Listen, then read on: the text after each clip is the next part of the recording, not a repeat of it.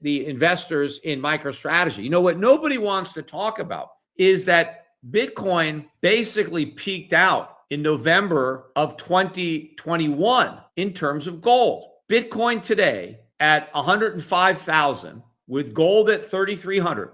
Bitcoin is about 10% lower than it was at its peak in 2021. Now, a lot of people say, hey, I'm cherry picking. No, I'm specifically picking a peak, an important peak in Bitcoin in 2021. Yet despite all the bullishness and all the buying and me just being at a conference with 35,000 people, this is the biggest Bitcoin conference they've ever had, right? All this happened and Bitcoin is lower than it was 4 years ago. So what does that tell you? Somebody is selling their Bitcoin. In a pointed post on microblogging site X, the outspoken gold advocate reignited the debate over bullion versus crypto, questioning why global monetary authorities are turning to the yellow metal as they hedge against a post-dollar world. The two assets have drawn increasing attention as the Trump administration's trade war has raised concerns about rising inflation and a global economic slowdown. But gold has spiked a whopping 27%, while Bitcoin is up about 12% year-to-date. Major economist and strategist Peter Schiff notes that, despite bullish catalysts such as ETFs and corporate adoption, Bitcoin still trades 10% below its 2021 gold-adjusted peak. He contrasts this with gold, which has seen central bank buying despite a decline in ETF interest. While Bitcoin's value depends solely on speculation and the belief that prices will continue to rise, Bitcoin sank on Thursday and Friday, continuing its decline for much of the past week as investors shifted away from the world's most valuable cryptocurrency in favor of the traditional safe haven asset, gold. This recent trend has restored the paths that the two assets have followed for most of 2025. With gold's gains outpacing those of Bitcoin. Peter Schiff critiques Michael Saylor's extreme pro-Bitcoin stance in the latest Bitcoin conference. He explains that Saylor urges people to sell everything and invest all their money in Bitcoin, even borrowing money to do so. Schiff finds this reckless, especially since Saylor himself is highly leveraged and needs mass adoption to support his bet. Based on market trends, Schiff warns that Bitcoin's ecosystem relies on greater fool dynamics, where value is sustained only as long as buyers believe others will buy at higher prices. Before we dive into Peter Schiff's sharp insights from his latest interview, make sure to hit that subscribe button and tap the bell icon so you never miss a moment when truth meets the markets. Let's get into it. Saylor, has his 21 tickets to wealth or something like that. There was 21 because everything is 21 because there's 21 million Bitcoin, right? So there's always 21 is always the magic number when it comes to Michael Saylor. But his entire speech boiled down to bet everything on Bitcoin. He basically said that no other assets matter. He said that you should sell your stocks, sell your real estate, sell your gold. If you own a business, you should sell that, right? If you're a doctor, if you're a dentist, I think is what he said, sell your practice or at least part of your practice and buy Bitcoin, borrow money, put it all on Bitcoin and you're guaranteed to win. You can't lose, right? Is basically what he's saying. So bet the farm on basically nothing and you can't lose. It is the most recklessly irresponsible, self-serving advice anyone could give, right? Obviously, Michael Saylor has over 40 billion worth of Bitcoin that he has already bought. He's buying hundreds of millions, sometimes over $1 billion any given week. He's all levered up. He needs everybody else to buy Bitcoin. He's trying to get companies to buy Bitcoin. He was trying to get Meta to put a bunch of their cash. They told him to pound sand. I think they had a shareholder vote. They didn't even get 1% of the Meta shareholders who wanted to put their cash into Bitcoin. I know he tried to get Microsoft to put some of their cash into Bitcoin. They said no, right? The central banks don't want to put any of their cash into Bitcoin. They're buying gold, right? But his advice is reckless and irresponsible. But I thought it was funny, and I guess I could thank him, for mentioning me. But obviously, he was trying to make fun of me. But when he got to gold, because he said Bitcoin is designed to outperform everything, as if you can design something to outperform, right? So why wouldn't you, right? So anything then, I'm just going to design my company to outperform. It's not designed to outperform, right? But according to Michael Saylor, by design, Bitcoin beats everything, right? They just programmed it in there. Like, oh, well, hey, should we program it to underperform or outperform? Hey, let's make it outperform. Okay, good idea, right? And they programmed it. And so you can't lose, right? It's going to beat everything by design. right? That's how brilliant Satoshi was. He made it so that you always win if you own Bitcoin, and Bitcoin outperforms every other asset, even though it has no yield, pays no income. It's still by design. You can't lose when you buy Bitcoin. But so when he got to gold and he said Bitcoin is designed, it's going to beat gold. Then he said, "Sorry, Peter." He knew he didn't have to say my last name. Everybody there knows he's talking about me. So he says Bitcoin is going to beat everything. Sorry, Peter. And then he said, "I got to repeat that." The only thing he said twice, Bitcoin is going to beat gold. Sorry, Peter. So he repeated that again, really just telling me that Bitcoin is going to beat gold. It's not going to beat gold. And, it's not going to be sorry, Peter. It's going to be sorry, Mike, and the investors in MicroStrategy. What nobody wants to talk about is that Bitcoin basically peaked out in November of 2021 in terms of gold. Bitcoin today at 105,000 with gold at 3,300. Bitcoin is about 10% lower than it was at its peak in 2021. Now, a lot of people say, "Hey, I'm cherry picking." No, I'm specifically picking a peak, an important peak in Bitcoin in 2021. And my point is that measured from that peak almost 4 years ago, Bitcoin is 10% lower. You can't ignore that. There is significance to the fact that Bitcoin's peak, or where Bitcoin is right now, is lower than where it peaked 4 years ago. And you got to think about all the stuff that has happened over the past 4 years. Massively bullish stuff, especially the election of Donald Trump. But before that, we had all of the Bitcoin ETFs that did not exist in November of 2021. So we have all these ETFs, and we have MicroStrategy's 2121 plan, all the Bitcoin that MicroStrategy has bought, all the copycat Bitcoin reserve companies that already exists, all the new ones, the strategic Bitcoin reserve, and various states establishing their own strategic Bitcoin reserves, right? So you've had all of this bullish stuff, all of this government and Wall Street buying of Bitcoin. No gold, right? Wall Street's not buying gold. U.S. government, none of these states are coming up with strategic gold reserves, right? In fact, the gold ETFs are smaller today than they were 4 years ago. They've had net liquidations during that time period.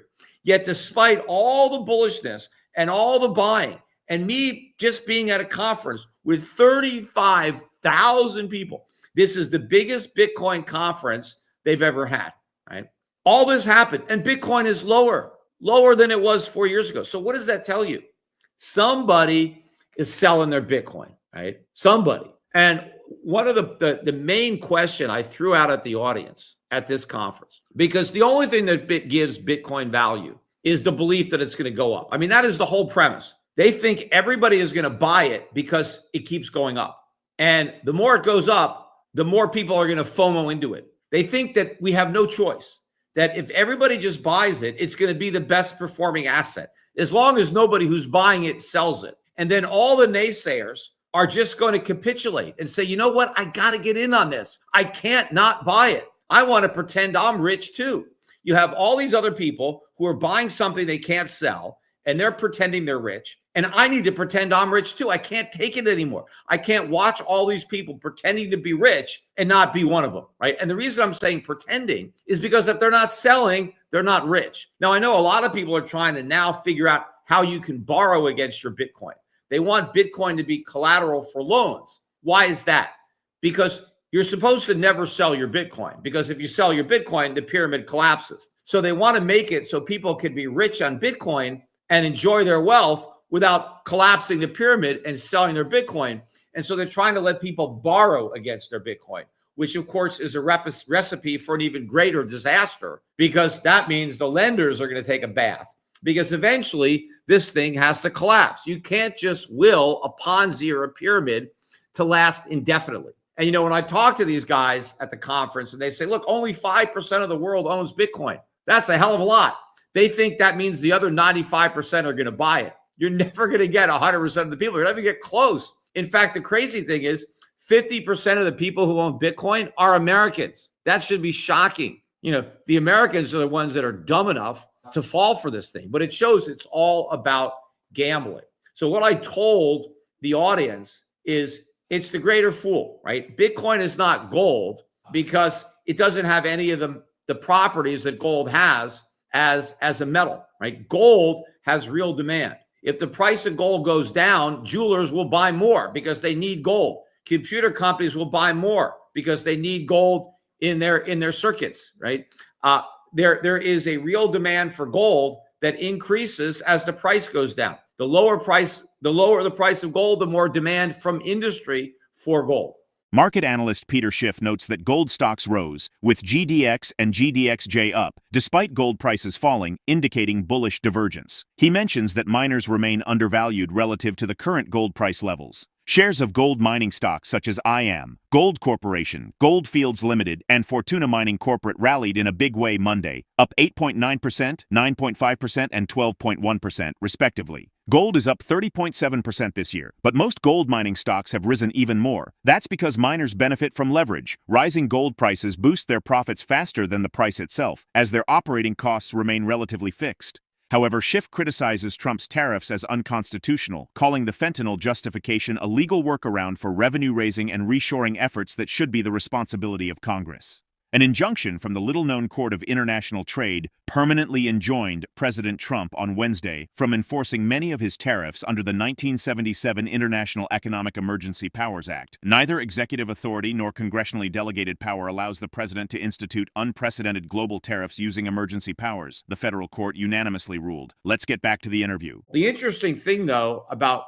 gold is that while gold was flat to slightly lower, the gold stocks managed to rise. The GDX was up 4.5% on the month, and the GDXJ, the juniors, was up 7.5%. That's not bad given flat to lower gold prices. And in fact, in the final week of the year, last several days, we had gold down about $30 one day, $40 another day. And on both of those days, the gold stocks were positive.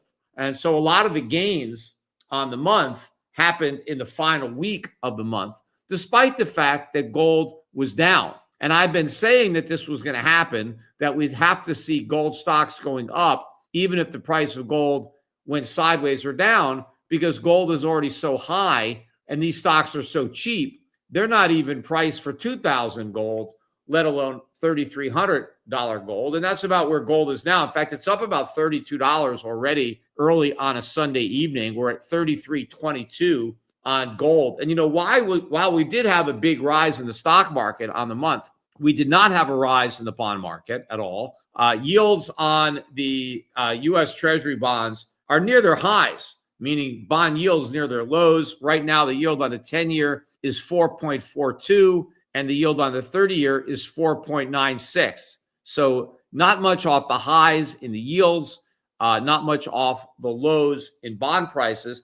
And we barely had a rally at all in the dollar. The U.S. dollar right now against the euro is 113.75, so just below 114. The absolute low in the dollar euro, or high in the euro, was 115. And the dollar index right now is about 99.99. We barely got above or below 0.98. So the dollar didn't rebound. Bonds didn't rebound. The only thing that rebounded was the stock market. And I don't think that rebound is justified. I think the tariffs coming off the table, at least the draconian reciprocal tariffs, the 145% tariffs on China, I think there was a huge relief rally in stocks that it wasn't as bad as investors thought.